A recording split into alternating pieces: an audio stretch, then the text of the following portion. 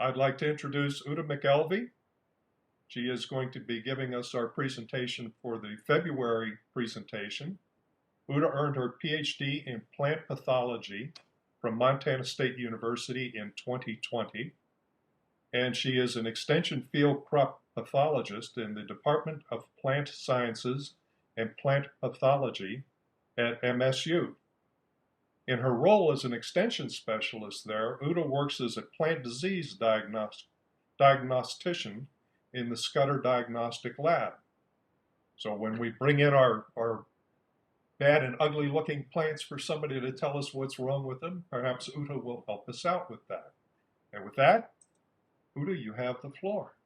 All right, so I am, as Patrick said, a plant pathologist who focuses on plant diseases in field crops. I am a hobby gardener, but I will say my experience in gardening, especially in Montana, isn't that extensive. So I'm trying to dodge the bullet on horticulture topics just a little bit today. Instead, my intention for this presentation today is to give you all, to point out some resources for you that you might find helpful to consult as we are approaching the 2022 gardening season. And maybe you can find some more tips there. So let's get this presentation started. I guess I should have started with this slide, but this is just some contact information about me. If you ever feel like you want to talk to me following up on presentations, or maybe you have a question about wheat or some other field crop, you can find me with my email address, phone number, or if you're on Twitter, follow me on Twitter. And that's just some side information so you kind of know who I am. And so where I want to start today is by letting you know that I am part of the MSU Extension Integrated Pest Management Program. And so the Integrated Pest Management Program is a collaboration between a lot of different researchers and specialists at MSU that are focusing on various, or that have different expertises. So I work with field crops, and then we have people that are specialists in horticultural crops and diseases. We have people that are focusing on weeds in different environments, and people that are focusing their energy on pesticide education. And so if you want to learn more about the Integrated Pest Management Program at MSU, you can check out this website here, ipm.montana.edu, which will link you to or direct you to the website that looks like that, where you can find a lot of helpful information. So integrated pest management, I'm sure you've heard about this before, but just as a refresher, I want to go over what we understand as integrated pest management, which we call in short IPM. So IPM is an approach to managing pests by using appropriate cultural, biological, and chemical tactics that are safe, profitable, and environmentally compatible. So that's like a definition that's very textbook, but essentially what integrated pest management means is that a lot of it is common sense. Common sense being that you don't want to just rely on that one chemical strategy in managing a pest, and a pest in this context could be both a disease, an insect pest, or even a plant, a weed or something like that. Something that, is interfering with the crop that you're trying to grow.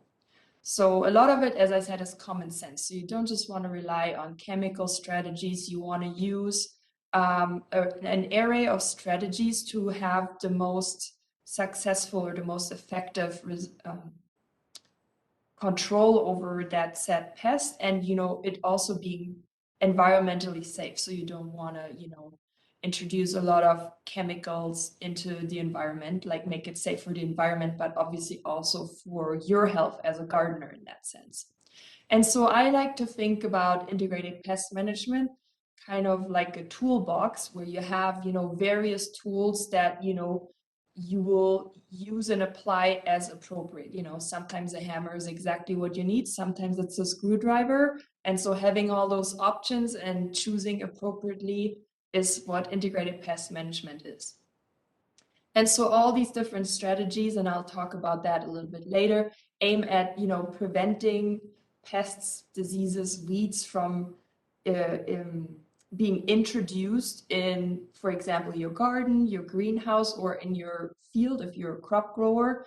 And they're also aiming at suppressing these pests, meaning that we want to make sure that what is there in terms of disease and insect pests or weed doesn't grow, or that the population doesn't rise to a level where it is actually causing damage or, reducing your yield, your vegetable crop yield, flower yield, whatever. Okay, so there are different components or strategies of integrated pest management that we can apply. And so the first strategy to integrated pest management is, of course, to correctly identify the pest that you're dealing with. Because, the key to finding the right tools to manage your pest is to first know what you're actually looking at. That will inform then the downstream steps. And so one important component of integrated pest management is what we call scouting. So you want to regularly screen since I'm, coming from the agricultural side of things, you want to regularly screen your fields or your greenhouse or your garden for any, signs or symptoms that would indicate that you have an insect or a disease present. Scouting allows you to apply control measures appropriately and at the right time.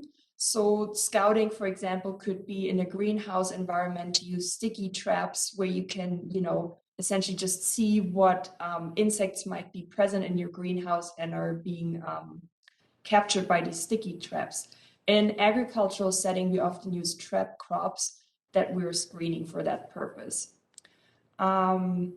So you want to inspect the areas in your garden or your field that are least affected.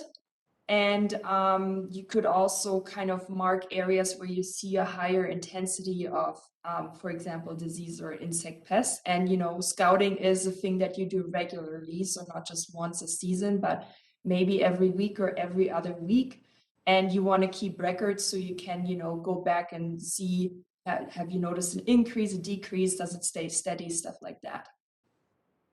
And so coming back to that part of, say you're screening your garden and you're finding some spots on your tomato plant leaves and you wonder what that is, or you see some critters crawling over your tomato plants, you don't quite know what that is. I want to remind you of a resource that can help you with that, identifying what the issue is, which is the Schutter Diagnostic Lab. And so I'm sure, and if I saw you in person right now, I would ask you who of you has heard of the Schutter Diagnostic Lab or has even consulted them already. And I'm sure a lot of hands would be raised by now.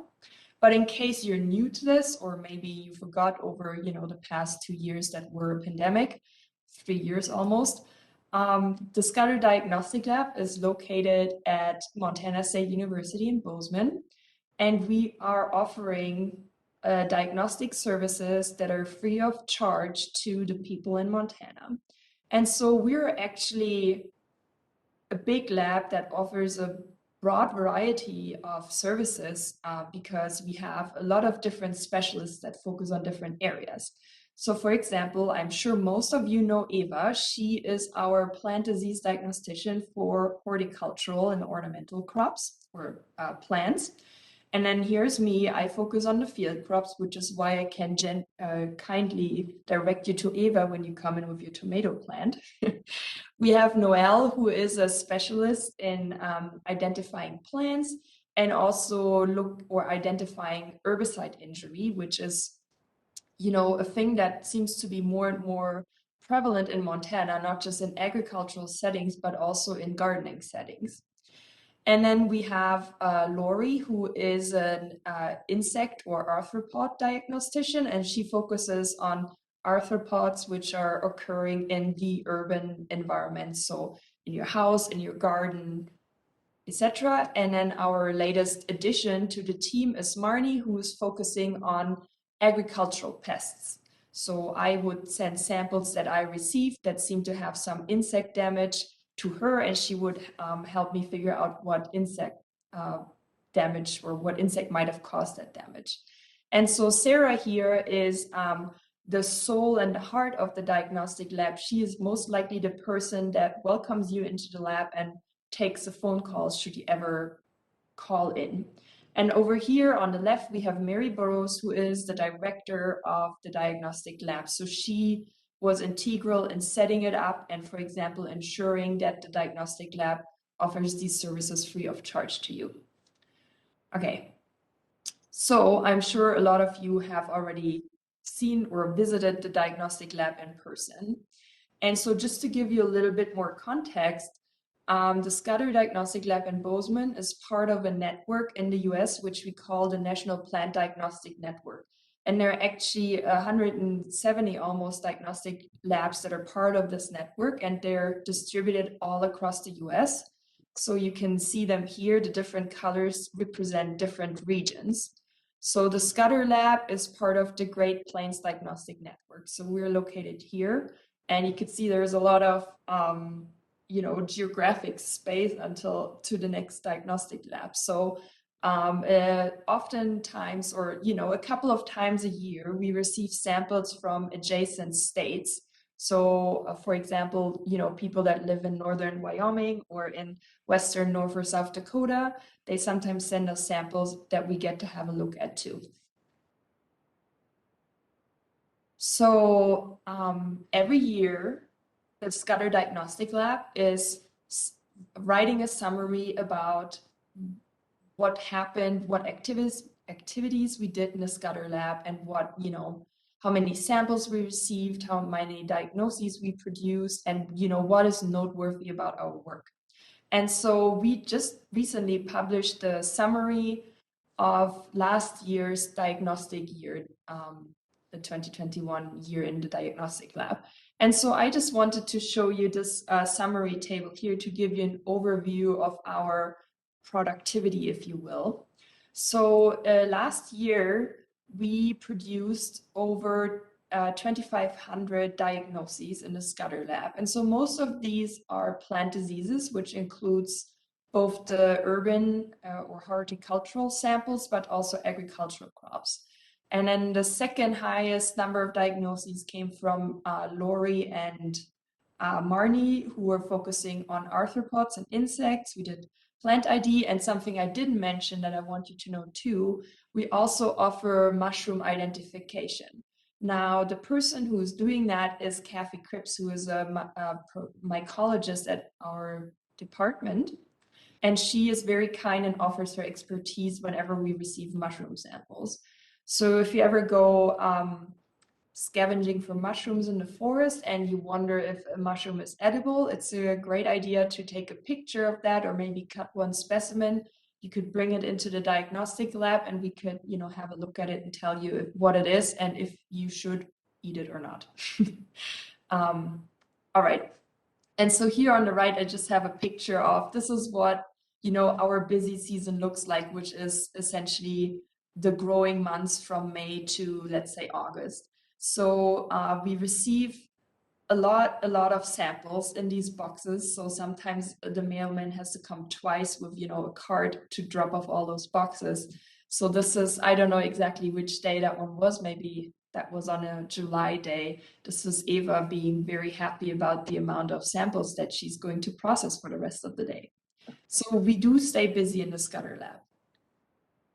So hopefully your gardening season is gonna run smoothly and you'll not observe any mysterious spots or damages on your crops. But if you do, you can of course consult the Schutter lab. And so I wanted to take a couple of minutes to go over some basic guidelines when it comes to submitting a sample. So all the information you need to know about submitting a sample, you can find on our diagnostic lab website, so diagnostics.montana.edu, and then you can navigate to submissions, and that's where all this information is. So one thing that is important that I want you to know is that, when you submit a sample, ideally you submit an entire plant if you can spare it. What we don't like you to do is to submit a tiny, piece of a plant okay, let's step back for a minute. So, sometimes you see something funky looking on a leaf and you think the leaf suffices to bring in and we look at. But oftentimes, or there are situations where damage or the issue is actually, for example, at the root of the plant, but expresses in the leaf. And so without seeing the root, it will be really hard for us to say, oh, this is this and this problem. So that's why we like to receive entire plants if possible. Of course, if your tree looks funny, don't bring us the entire tree. It doesn't fit through the door, and that's just taking up a little too much space. But if we're talking about a tomato plant or something smaller, that's that. So here's just a picture of something that I had to deal with last year, which I mean, that was like a textbook example of what is a not so ideal submission. So that person had a whole greenhouse of plants. I don't even remember which plants. It might have been camelina. And the plants looked weird. And all I got was a Ziploc bag with this tiny leaf on it. And I was asked to make a diagnosis. So maybe send a little bit more than that. That would be helpful. Okay, here's another example of a sample submission. That's from a field. So again, I'm a field pathologist, so most of my pictures are from field samples, but this is from a grower who tried to grow flax plants and apparently had an issue with the plants not emerging very well. So I asked him to send me whole plant samples, and so he dug up individual seedlings and taped them on a sheet of paper. By the time they arrived, they were all dried up, and I mean, I can't do a lot with that. So maybe that's not the best way of submitting a sample either. This is a great way of submitting a sample. You dig up a seedling and you want to get the root system as well as the above ground material, and ideally you wrap it in a way that the soil and the plant parts that are in the soil are contained, and the above ground plant material is separated. And so this is a great way on the left side here to ship a plant. On the right side here is not so great, because in this situation, the soil that contains a lot of microorganisms which can cause disease lands on the leaves, and in the process of shipping, which for you in Gallatin Valley is probably not a long time, but we receive samples from all across the state, and shipping can take 2 to 3 days if it's a fast shipment. So that's a lot of time, especially in the summer, for whatever lives in the soil to attack the plant material. And it might be that by the time we receive that plant, we don't even know what the initial issue was anymore, because now the leaves show all sorts of symptoms. So submit entire plants with the root system, package them appropriately, and if you send it by mail, submit it early in the week so that you can make sure that the sample arrives before the weekend. What is not ideal is if a sample sits in a box in a hot air post office over the weekend. Okay, so where to submit it? So you all know about the Schutter lab, and yes, we work with that, but actually we encourage you to reach out to your local county extension agent, Molly Jordana. She is located at the fairgrounds, and she has a lot of expertise in diagnostics, and so she might be able to give you an instant, answer, or at least point you in the right direction of what might be going on with your plants. And if she doesn't know, she can always send a sample to us, but we would actually like you to submit the sample to her first. And so this is the address, and they're open every day from 8 to 5, I believe. On their website, they definitely detail that too. Okay, so along with sample submission, we need, a good sample, which I talked about just now, but we also need good information and lots of information.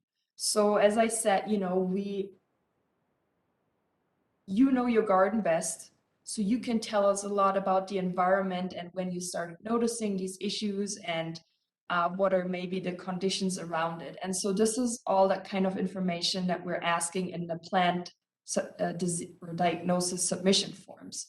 So you can find them on our website too, and you will select a submission form that is appropriate for the type of problem you suspect or the type of diagnosis you want. And really, the more information, the better. What is also really helpful is sending along pictures. So, words are really helpful, but sometimes a picture says more than 1,000 words, right? So, taking pictures and sending them along in an email can be really informative for us to look at. Like it could describe a certain kind of pattern of symptoms occurring on your lawn, for example, or in your greenhouse, etc. Of course, now I have again crop samples here, but I think they still give you a good idea of what is a good picture. So for example, good pictures really focus in on the symptom and the plant part that you're trying to show us or where you see the issue. Like here, this is a wheat leaf and we're seeing these symptoms of stripe rust here, and the picture really has that leaf in focus, and so I can clearly see the leaf and the symptoms you're observing.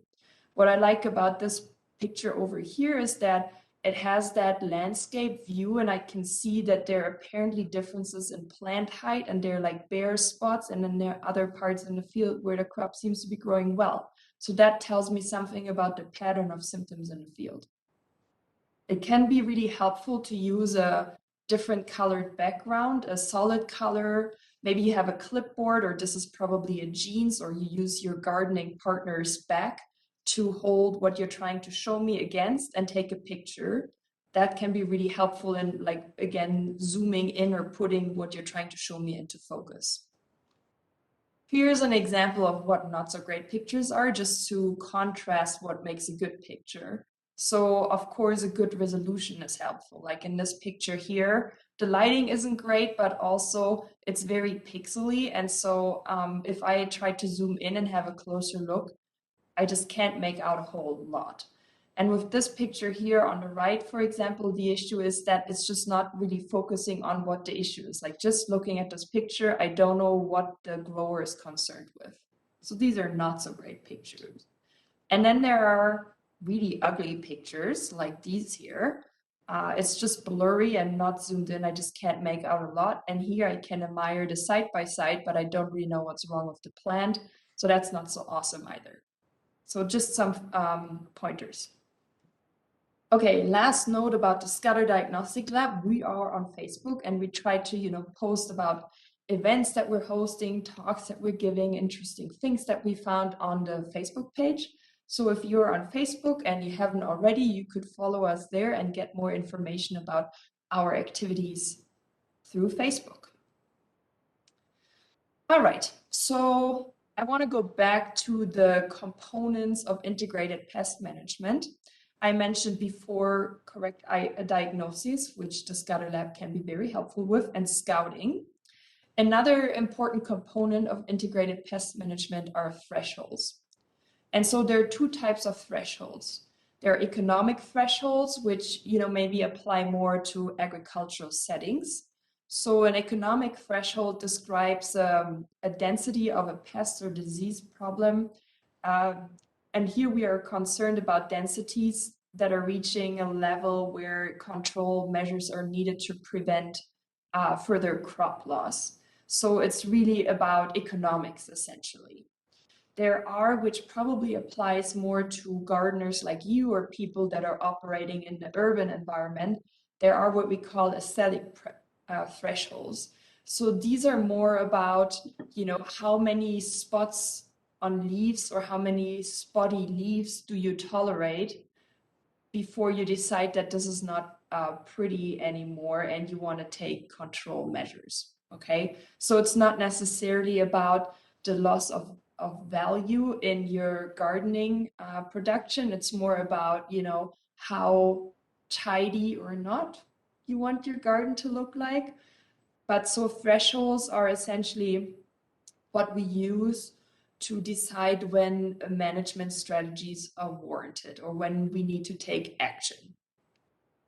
So let's talk about some methods or ways to take action that are part of integrated pest management.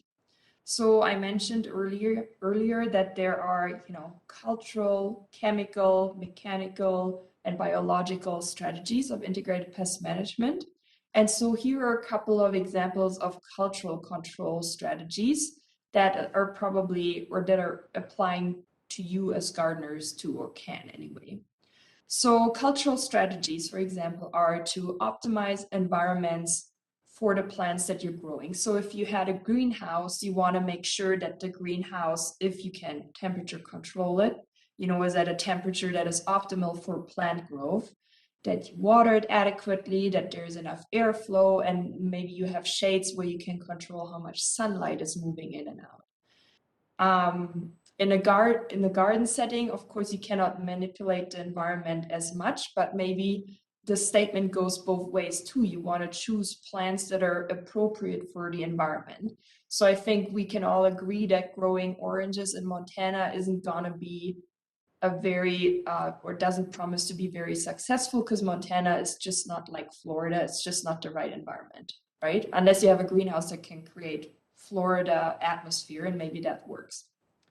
Crop rotation is an important cultural management strategy too. So you want to avoid growing, let's say, radishes in the same bed or the same part of your raised bed every year, because radishes attract, for example, certain diseases of the root. And so if we always have the same susceptible crop there, we're just increasing that the population of potential pathogens to a level where it might cause damage so much so that you don't have a radish to harvest anymore, or it just doesn't taste good or look good. You want to optimize water and fertilizer applications. You want to use the right growing medium. Certain crops or certain plants like heavier soil, certain plants like lighter soil. So that's something to consider.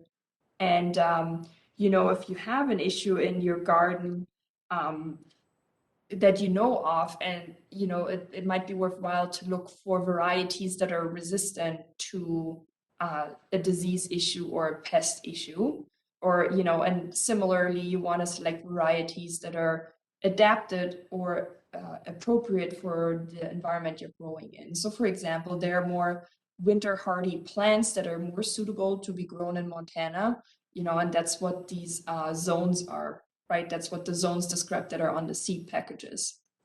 And so another thing that's maybe more applicable to agricultural settings is manipulating or adjusting planting and harvest dates so that you avoid pests or disease issues. Like they're known to occur at certain times. So if you can work around that and try and escape that pressure, that is a good strategy too. So in these situations, you never, or following or applying these methods, you just don't get in a situation where you have to, where you exceed that threshold that might make you take further actions, like in the worst case, applying chemicals, if you don't want to apply chemicals.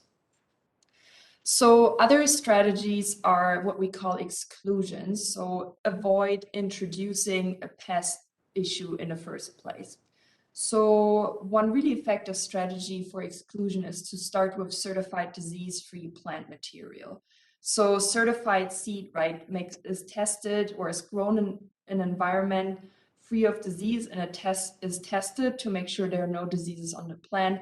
But at the same time, you want to make sure that, for example, the seed you're using isn't contaminated with weeds, for example, which, would introduce the weeds into your field. If you're operating in a greenhouse and you want to avoid pests like probably insects from the outside coming in, using, screens with a appropriate mesh size is a good way. Door systems are great, depending on how elaborate your greenhouse system is.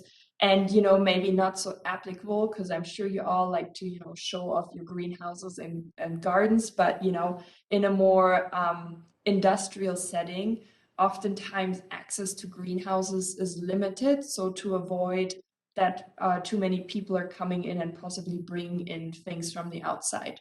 So for example, in our greenhouse here at the Plant Growth Center, where we're doing research work, we have, for example, a rule that once you've been out in the field, which is especially a thing in the summer, you are not allowed to go into the greenhouse anymore, because we're assuming that potential disease spores or insect pests are on our clothes that we wore in the field, and obviously we don't want to bring them into the greenhouse. Okay, and so another really important and effective strategy is sanitation. So sanitation applies to all sorts of levels. So for one, at the end of the year, you want to remove and destroy all leftover plant materials. Like you don't want to do what I just did this winter, like just leave some, plants that I was too lazy to harvest and eliminate in the fall in your beds over winter. And then, they're just a rotten mess in spring. So don't do like me. Don't do like me. Just, clean up your beds before winter. If you're growing things in pots and the tools that you're using, you want to make sure that you thoroughly clean them by the end of the season. That also, applies to pots and tools, but for example, also your wheelbarrow. You want to avoid areas of standing water and algae, which is more of a greenhouse strategy. And, sometimes it can be really effective to sterilize soil and growing mixes. Of course, the extent to which you can do that depends on the size of your operation. So I found, for example, if I buy, a bag of potting soil from the hardware store and then I leave it open, the next time I use that soil, I have a bunch of these fungus gnats in there that are probably they just love to sit in that soil. And so I've been considering to actually bake that soil in the oven just to kind of kill whatever is in there. So of course it will be really hard for you to like dig up all the soil from your beds and bake them in the oven. I guess that's something that could keep you busy over the winter, but I don't know if that's economical. But so in like larger production settings like greenhouses, that's something that they do. And for example, in the plant growth center here at MSU, we actually autoclave our soil. So we sterilize it to eliminate everything that lives in there. Sanitation could also include controlling weeds in and outside of the greenhouse. So that would be, potential insect pests and diseases can not only live on the crop you're growing in the greenhouse, but they could also survive on hosts outside the greenhouse. And so if you have such potential hosts outside the greenhouse, you're just, keeping that pest close and increasing the risk of it invading your greenhouse, for example. All right, so that's enough of integrated pest management theory. I want to switch over more to, resources for you for the rest of my talk. So one resource that I want to introduce you, and I think you already know her, Abby Said. I think she gave a talk recently, but she is the new Toby Day, essentially. She's a new horticulture specialist at MSU. She's super nice, and she has a keen focus on supporting pollinators and promoting pollinator health. So, but I mean, aside from that, she's like great when it comes to turf issues and, just anything horticulture. So her contact information is right here, and you could reach out to her directly. And oftentimes she pops into the diagnostic lab too and helps us out with things. So I want you to know that Abby's around and that she is as great as Toby was. Okay, here's another cool resource. It's called the Urban IPM Alerts. So that's a service that you can subscribe to, and you can receive it via email or text messages. So you can find the urban alerts on this website, mturbanalert.edu. And so if you go to that website, you have the option to sign up for alerts via email or text message. And so whenever, for example, we see something noteworthy in the urban landscape, we create an urban alert and we send it out, and then you'll get a notification that this alert has been generated and you can read up on it. We also use it, for example, to let you know of educational events like workshops, etc., etc. So if you haven't already, I encourage you to subscribe to these urban alerts. They're a really nice and timely resource to stay informed. Okay, here's something that we do in the IPM group at MSU. Every year we are producing a urban IPM calendar. Picture here is from this year's calendar. I have, oh, that's not working very well. I have one here right as well. So I'm pretty sure a lot of you actually have a calendar hanging somewhere in the house. And if not, I want you to know that they're available in the Schutter lab. and they're free for you. So if you don't have one, I feel like February is not too late to get a 2022 calendar. And so just to show you, they're really pretty and colorful. I can't come closer because that doesn't work with my background, but so every month has a nice picture, it has room to write in, and then it has, little articles that address issues or strategies that commonly occur in the month. So for example, I was looking at February, which is this, nope, that's January. And so in February, which is this month, we're talking, for example, about pruning strategies, which is something that is good to do in a time when plants are still dormant and so are pathogens. And so for each month, there are these timely topics. And, even if you're not into reading topics, really pretty pictures. So I really encourage you to check out this calendar. And actually, this is a great opportunity for me to let you know that we are always happy to receive pretty picture submissions to include in next year's calendar. So if you have, or if you're going to take nice pictures of your garden, and you would like to share them with a broader audience, send them to us. You could contact Sarah at the Schutter Lab, and she would be happy to include them in the calendar. And of course, you will be credited for the pictures. So there is you will have that claim to fame as well. So keep us in mind and help us make that or keep that calendar as pretty as it has been the last years. And if you don't have a calendar, come by the Diagnostic Lab and grab one. I saw a stack of them sitting when I was there just a couple minutes ago. Okay, another thing I want to talk about is publications in the extension store. So if you navigate to the MSU extension website and then you find the store, there you can find a bunch of, extension related products, a lot of which are publications. And so I don't want you to, be discouraged because it says store. Yes, it looks like things have to be paid for, but most of the publications and products are actually free of charge. So better go and check it out.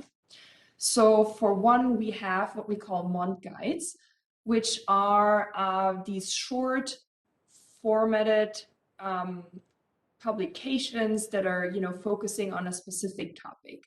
And so if you go to the extension store website and you navigate to month guides, and your category of interest would probably be agriculture and then yard and garden, and you can find all the month guides that have been published over the years.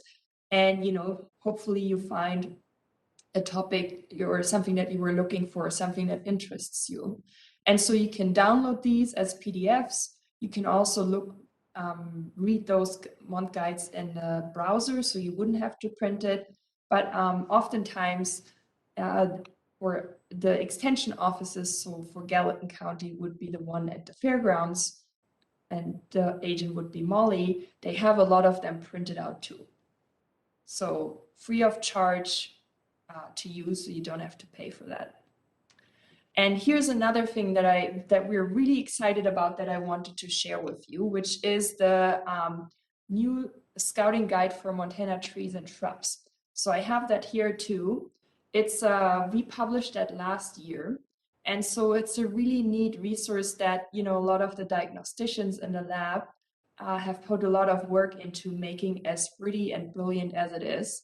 So it's designed as a resource to identify and manage common pest problems that affect trees and shrubs in Montana. And it even has a section on identifying trees and shrubs that are most frequently planted or grown in Montana too.